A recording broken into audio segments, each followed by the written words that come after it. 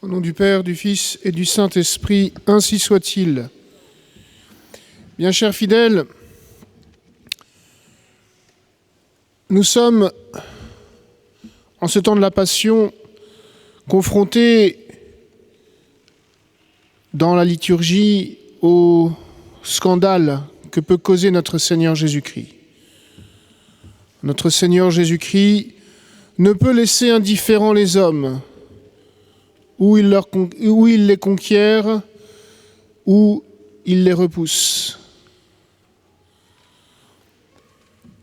Nous sommes, depuis notre baptême, marqués du sceau de Jésus-Christ. Nous sommes, bien chers fidèles, tenus par Jésus-Christ, par son mystère, par tout ce qu'il annonce et par tout ce qu'il fait. Voilà donc que nous devons rendre gloire à Jésus-Christ, à sa religion, à sa rédemption. Qui est Jésus-Christ ? Comment annoncer Jésus-Christ ? Parce que, bien chers fidèles, nous sommes tenus d'une manière ou d'une autre de rendre gloire à notre Seigneur Jésus-Christ, par nos paroles et par nos actes. Jésus-Christ est l'homme-Dieu. Nous venons de l'entendre, il s'est affirmé comme tel devant les Juifs qui ont voulu le lapider. Jésus-Christ est notre Rédempteur. Sa gloire divine s'est masquée durant la Passion. C'est pour cela d'ailleurs que nous voyons des voiles qui couvrent toutes les statues, même la croix, en ce temps de la Passion, pour nous rappeler que la Passion a vraiment été ce moment où Jésus-Christ est apparu dans toute sa faiblesse humaine et que cette faiblesse et même cette mort sur la croix, c'est un scandale pour les Juifs et une folie pour les païens.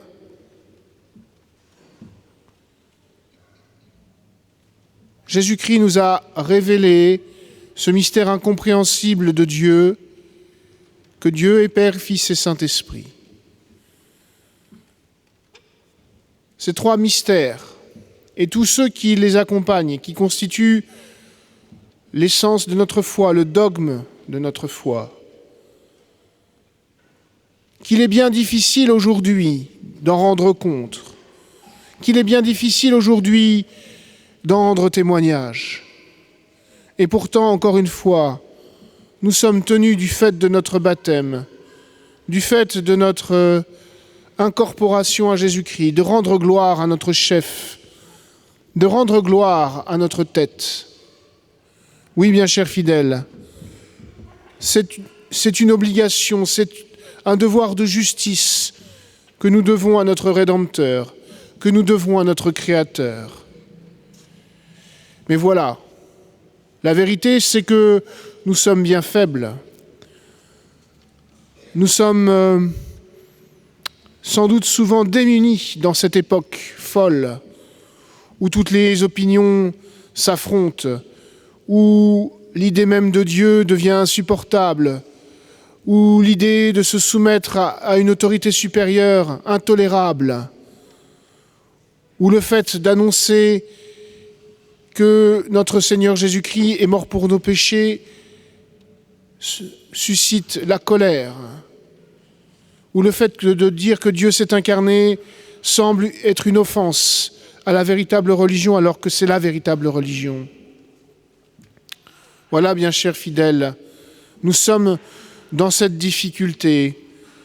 Et voilà que nous devons quand même témoigner de la vérité de notre Seigneur Jésus-Christ.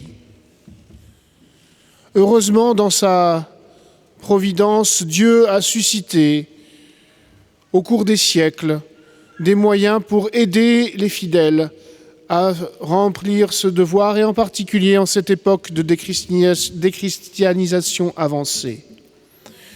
Parmi ces moyens, Dieu a suscité la Légion de Marie en Irlande pour fédérer les laïcs de bonne volonté et les enrôler sous la bannière de la Vierge Marie.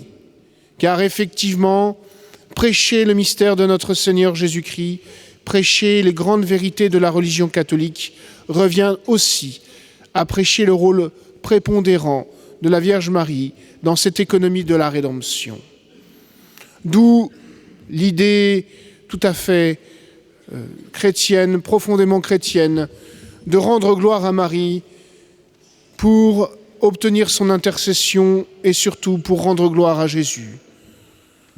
Voilà pourquoi l'étendard, ce nouvel étendard, cette nouvelle milice qui a été constituée au siècle dernier pour aider les laïcs à remplir ce devoir de témoignage et aider les prêtres dans leur apostolat, ce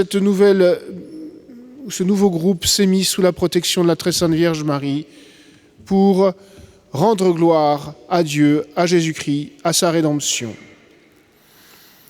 Bien chers fidèles, il est difficile d'aller tout seul, d'avoir les armes pour rendre gloire à Dieu dans ce monde.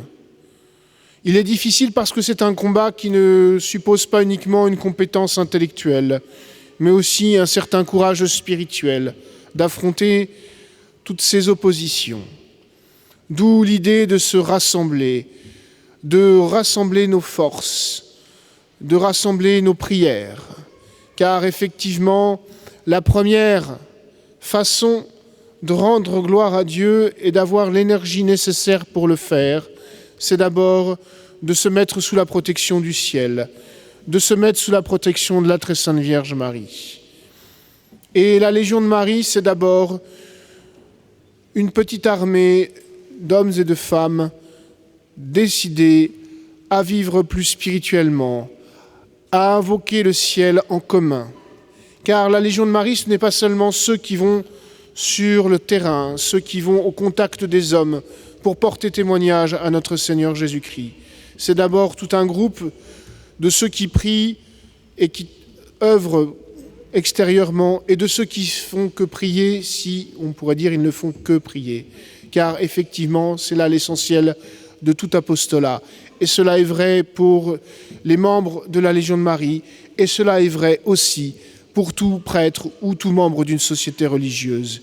Il est nécessaire, bien chers fidèles, de prier, de vivre d'une vie sainte avant même que de prétendre à suivre notre Seigneur Jésus-Christ et à le faire connaître. Alors, même si parmi vous, ceux qui sentent ce désir de mettre plus en œuvre ce témoignage pour notre Seigneur Jésus-Christ, même si parmi vous, il y en a qui n'ont pas peut-être ce temps, parce que cela prend du temps, ou l'opportunité d'être des membres militants, il y a quand même cette possibilité de s'inscrire dans la Légion de Marie et de faire partie de ceux qui prient pour soutenir par leurs prières ceux qui militent dans la rue auprès des hommes pour faire connaître et aimer notre Seigneur Jésus-Christ. C'est une belle œuvre que de le faire. De même que Moïse priait les bras levés pour que son peuple vainque les ennemis d'Israël, eh bien vous, qui pourriez faire partie de la Légion de Marie en priant, vous seriez ceux qui lèvent les bras pour que ceux qui militent sous l'étendard de la Vierge Marie puissent ramener des âmes à notre Seigneur Jésus-Christ par l'intercession de la bienheureuse Vierge Marie.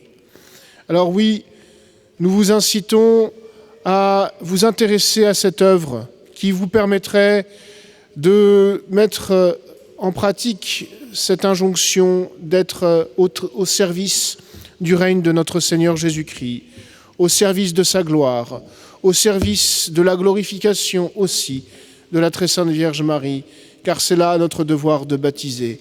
Rendre gloire à notre Créateur, rendre gloire à notre Sauveur, rendre gloire à la Mère de Dieu, à la Mère des hommes. Ainsi, bien chers fidèles, nous pourrons tous participer de cette récompense que Dieu promet à ceux qui lui sont fidèles. Il y a bien des façons de le faire, mais encore une fois, cette participation à la Légion de Marie permet, en tout état de cause, de réaliser concrètement cette injonction que Jésus-Christ fait, de témoigner de son nom, de témoigner de sa mission auprès des hommes. Tous, nous ne sommes pas forcément des apôtres, mais tous, nous sommes tenus, d'une manière ou d'une autre, de travailler au règne de notre Seigneur Jésus-Christ. Alors, voilà une opportunité qui vous est offerte, qui s'offre à vous, qui vous permet de vous rapprocher ou de mieux incarner ce devoir qui nous incombe à tous, de rendre gloire à notre Seigneur Jésus-Christ, de rendre gloire à sa très sainte mère. Bien chers fidèles, les temps sont mauvais, et même si nous n'avons pas le courage ni le loisir de servir à la cause d'une manière plus extérieure, tous, nous avons besoin de nous recentrer sur l'essentiel, de nous mettre sous la protection de la très sainte Vierge Marie, d'une manière ou d'une autre, pour servir à la gloire de son Fils, pour servir au salut des âmes. Les temps sont difficiles, encore une fois, il est vrai, mais il est nécessaire, impérativement nécessaire, de ne pas nous laisser submerger par la malice du monde, de ne pas nous laisser submerger par la violence de ceux qui s'opposent à notre Seigneur Jésus-Christ, à son règne. Oui, nous sommes tenus les uns par les autres, par nos prières, par nos efforts, par nos sacrifices. La Légion de Marie fait du bien ici et ailleurs, mais comme toujours, nous manquons de recrues, nous manquons de personnes généreuses et disposées à faire le bien. Et rappelez-vous cette parole de saint Pédis, la malice des méchants n'est possible que par la faiblesse des bons, la force des méchants n'est possible que par la faiblesse des bons. Bien chers fidèles, nous ne pouvons pas nous laisser submerger par la force des méchants pour avoir été faibles. Alors, d'une manière ou d'une autre, mettons-nous au service de notre Seigneur Jésus-Christ, et il vous est proposé, à la sortie de cette messe, de pouvoir vous enrôler d'une manière ou d'une autre sous cet étendard. Puissiez-vous, si vous en avez le loisir, vous laisser convaincre de le faire, afin de augmenter en bonnes œuvres de votre côté et de servir au règne de notre Seigneur Jésus-Christ et à la glorification de notre Mère du ciel, ainsi soit-il. Au nom du Père, du Fils et du Saint-Esprit, ainsi